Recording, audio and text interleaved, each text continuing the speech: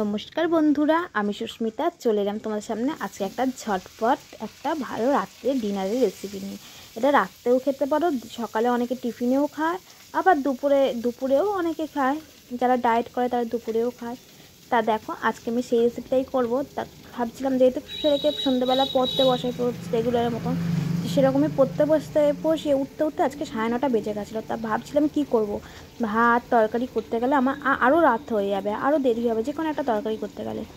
তার মধ্যে আমাকে আবার ডালও করতে হবে, কারণ ডাল ছাড়া যে যতই তরকারি করি ডাল ছাড়া হবেই না আমাদের, সে রাত হোক আর সকাল হোক।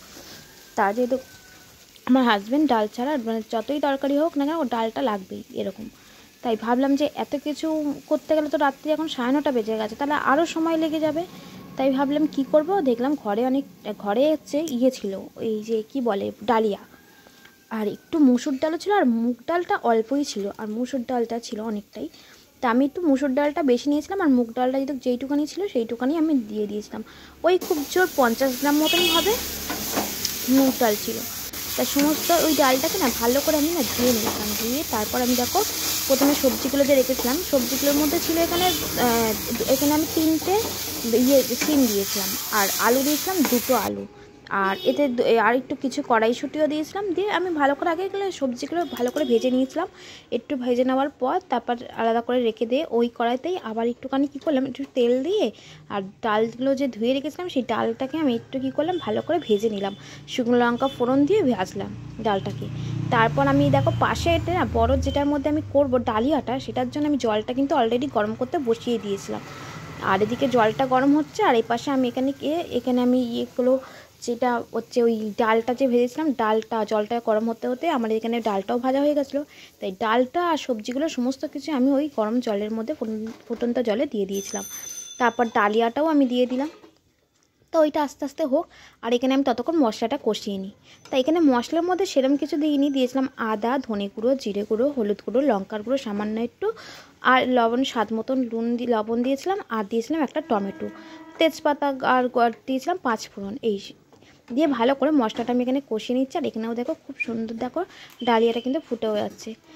আর এখানে দেখো কড়াইশুঁটিটা অল্পই দিয়েছিলাম, আর শিমটা অল্প দিয়েছিলাম, কেন আমি শিমটা খাবে কি খাবে না ওর বাবা, তার জন্য আমি অল্প করেই দিয়েছিলাম। শুকনো লঙ্কা আর কাঁচা লঙ্কা দিয়েছিলাম, ও সবজিটা অল্প দিয়েই করেছিলাম যেহেতু। তা ভালো করে দেখো মশলাটা প্রথমে কষিয়েছিলাম একটু সামান্য জল দিয়ে, তারপরে কষিয়ে আবার একটু সামান্য একটু চিনি দিয়েছিলাম। দিয়ে তারপর দেখো আমি এখানে মশলা যেহেতু হয়ে এসেছিলো কিছুটা, তাই জন্য আমি কী করলাম মশলাটা পুরো তুলে দিলাম ওই ডালিয়াটার মধ্যে।